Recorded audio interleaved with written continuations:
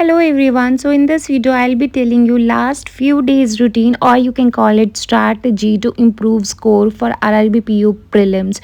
RRB PO prelims Saturday Sunday को है. So around 5 days are left now. सो ये 5 days आपको बहुत इफ़ेक्टिवली यूज़ करने हैं क्योंकि वही आपका एग्ज़ाम या तो ख़राब कर सकता है या फिर बहुत ज़्यादा इम्प्रूव कर सकता है आपके स्कोर को। अच्छा, मैं कोई आपको फॉल्स होप नहीं देने वाली कि 30 to 60 स्कोर पहुंच जाएगा, 40 to 70 पहुंच जाएगा, ऐसा कुछ नहीं होगा। ये रूटीन फॉलो करके आपकी एक्यूरेसी इम्प्रूव होगी, आपके मार्क्स इम्प्रूव होंगे, आपकी स्पीड इम्प्रूव होगी और आप किसी भी पज़ल में या किसी क्वेश्चन में स्टक नहीं होगे अगर ये रूटीन फॉलो करोगे तो। लेकिन ऐसा नहीं हो सकता कि 30 से डायरेक्ट आपका 60-65 स्कोर पहुंच जाएगा। This is not possible now. So before continuing with this video, I would like to request you to please subscribe and like this video. Okay, so one important update for you that RRB PO prelims live mock test is going on practice mock and it will be available from 31st of July to 2nd August. तो आप ये attempt कर लेना and attempt करके comment section में अपना score बताना and result will be available on 3rd August. तो 3rd August को आप सारे सॉल्यूशन देख सकते हो। तो लाइव मॉक टेस्ट मिस मत करना, आपको इसमें पता चल जाएगा कि कहाँ पर आप स्टैंड करते हो और कितनी आपको प्रिपरेशन करने की नीड है। I will drop the link of this live mock test in description box of this video, please आप वहाँ से जाके अटेम्प्ट कर लेना। तो सबसे पहले बात करते हैं मॉक्स की फ्रिक्वेंसी क्या होनी चाहिए, क्योंकि इसमें सबसे ज़्यादा डाउट होता है।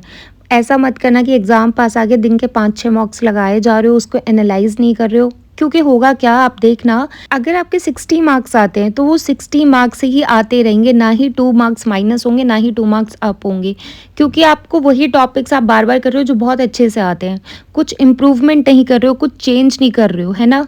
इसलिए नंबर ऑफ मार्क्स लिमिटेड रखना, 2 या 3 मैक्सिमम, 2 ओके है और 3 दे देना ज़्यादा से ज़्यादा। सेकेंड थिंग, ये 4-5 डेज़ में भूलना मत कि मेमोरी बेस्ड मॉक टेस्ट आपको ज़रूर लगाने हैं। That will boost your confidence और आपको पता भी चल जाएगा कि मेरा एग्ज़ाम क्लियर होने वाला है या नहीं, या मैं इतना प्रिपेयर हूँ या नहीं हूँ। तो मेमोरी बेस्ड मॉक टेस्ट आपको ये फ्यू डेज़ में ज़रूर अटेम्प्ट करने हैं। Now this is very very important, analysing your previous मॉक्स। आपको दिन में एटलीस्ट 4 मॉक्स एनालाइज करने हैं। एनालाइज कौन से करोगे, जो मॉक्स आप दे चुके हो ऑलरेडी, न्यू मॉक्स नहीं, जो ऑलरेडी दे दिए। न्यू तो आप करोगे ही जब अटेम्प्ट करोगे तो, है ना। लेकिन जो ऑलरेडी 1 महीने पहले दिया था, 15 डेज़ पहले दिया था, बहुत गंदा स्कोर आया था, बहुत अच्छा स्कोर आया था, सारे मॉक्स आपको एनालाइज करने हैं ये लास्ट फ्यू डेज़ में। इससे होगा क्या कि आपके सारे क्वेश्चंस की प्रैक्टिस हो जाएगी, आपको सारे क्वेश्चंस अटेम्प्ट करने हैं। नो मैटर आपको वो क्वेश्चन आता है, बहुत इजी लग रहा है देखने में तो भी कोई फ़र्क नहीं पड़ता, बहुत डिफ़िकल्ट है नहीं कर सकते तो भी आपको अटेम्प्ट करना है। सॉल्यूशन देखकर अटेम्प्ट करो, सॉल्यूशन समझ के अटेम्प्ट करो या बिना देखे अटेम्प्ट करो, योर चॉइस। आप री अटेम्प्ट मोड में भी अटेम्प्ट कर सकते हो या फिर आप सॉल्यूशन देखकर भी अटेम्प्ट कर सकते हो। गाइज, वो आपको मॉक टेस्ट की तरह मॉक नहीं लगाना है, वो आपको क्वेश्चन सीखने हैं, राइट। कि अगर इस क्वेश्चन को मैं फिर से करूँगा तो क्या मैं टाइम को कम कर दूंगा। तो आपको वो क्वेश्चन इजी लग रहा है, डिफ़िकल्ट लग रहा है, आता है, नहीं आता है, कोई puzzle, syllogism, inequality, alpha numeric, सारे क्वेश्चंस आपको फिर से अटेम्प्ट करने हैं प्रीवियस मॉक्स के। उससे होगा क्या कि आपकी स्पीड इंप्रूव होगी, फर्स्ट थिंग। सेकेंड थिंग, जहाँ आप स्टक हुए थे मॉक टेस्ट के टाइम पर, वो आपको पता चलेगा कि मेरी मिस्टेक क्या थी, राइट। थर्ड थिंग, जो क्वेश्चंस आप अटेम्प्ट नहीं कर पाए थे वो क्वेश्चंस आप प्रैक्टिस करोगे। फोर्थ थिंग, DI जो ज़रूर आएगी आपके एग्ज़ाम में, वो आप अच्छे से समझ पाओगे, उसमें आपकी स्पीड इम्प्रूव होगी। फिफ्थ थिंग, जो स्पीड मैथ्स वाले क्वेश्चंस होते हैं, इनइक्वालिटी, सिलॉजिज्म, वो जल्दी होने लग जाएंगे। तो एनालाइज अगर आप अपने प्रीवियस मॉक्स को करोगे तो इतने सारे आपको बेनिफिट्स मिलेंगे। नेक्स्ट बहुत इंपॉर्टेंट चीज़ है, आपने फॉर एग्जाम्पल 4 मॉक्स एनालाइज करे दिन में, ठीक है। 80 क्वेश्चंस होते हैं, 80 × 4 320 क्वेश्चंस हो गए। 2 मॉक टेस्ट आप नए अटेम्प्ट करो दिन में, जिन्हें आप एनालाइज करोगे। एनालाइज करते टाइम सारे क्वेश्चंस करोगे तो 160 क्वेश्चंस वहाँ से हो गए। तो दिन में आपके 480 क्वेश्चंस हो गए, राइट। एंड 480, चलो 480 को छोड़ दो, आप दिन के 400 लगा के चलो कि आप क्वेश्चंस प्रैक्टिस कर रहे हो, तो 5 डेज़ में वो 2000 क्वेश्चंस आप प्रैक्टिस कर लोगे। तो एग्ज़ाम में जब वो क्वेश्चन सामने आएगा ना, वो आप इजीली कर लोगे। तो आपको ये बचे हुए दिनों में मॉक्स ज़रूर एनालाइज करने हैं, उससे आपको अपनी मिस्टेक्स भी पता चल जाएगी या कहाँ स्टक होते हो वो सब भी पता चल जाएगा, ठीक है। तो सारे क्वेश्चंस आप अटेम्प्ट करोगे, कमेंट सेक्शन में पूछोगे टाइमर लगा के करना है या नहीं। नहीं, टाइमर लगा के नहीं करना है, आप नॉर्मल वे में करो। टाइमर लगा लो, अगर ज़्यादा आपको लग रहा है कि बहुत ज़्यादा ही मैं टाइम ले रहा हूँ तो 45 मिनट्स का टाइमर लगा लो या 1 आवर का टाइम लगा लो और उसे सॉल्व करो, क्योंकि उसमें ऐसे भी क्वेश्चंस है ना जो आपको नहीं आते हैं, जो आप देख रहे हो, है ना। तो इसलिए आप 60 मिनट्स का टाइम लगा के उसे सॉल्व कर सकते हो, या फिर आप री अटेम्प्ट मोड में भी कर सकते हो। But I want suggest that, क्योंकि री अटेम्प्ट मोड में क्या होगा कि आप फिर से मॉक टेस्ट ही अटेम्प्ट कर रहे हो, आप कुछ सीखोगे नहीं।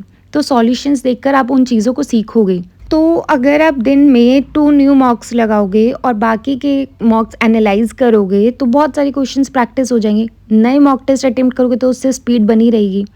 एनालाइज करोगे तो अपनी गलतियों को भी सीख लोगे। तो 480 क्वेश्चंस एक दिन में करना is more than enough and this will definitely help you to improve your score in RRB PO prelims. Okay, so 4 mocks analyse करने में आपको टाइम लगेगा 3 आवर्स का, ठीक है, 3 to 4 आवर्स मैक्सिमम मान लेते हैं। एंड अटेम्प्ट करने में आपको टाइम लगेगा इक्वल 3 आवर्स का, क्योंकि आप अटेम्प्ट करोगे, एनालाइज करोगे, अटेम्प्ट करोगे, एनालाइज करोगे, तो 3 आवर्स का टाइम लगेगा। 6-7 आवर्स हो गए आपके कंप्लीट।